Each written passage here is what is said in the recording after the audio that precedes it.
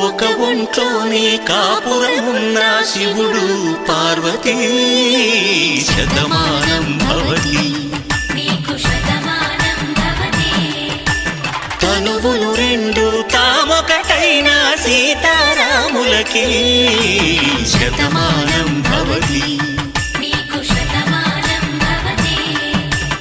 ఒక ఒంట్లోనే కాపురమున్న శివుడు పార్వతీ శతమానం భవతి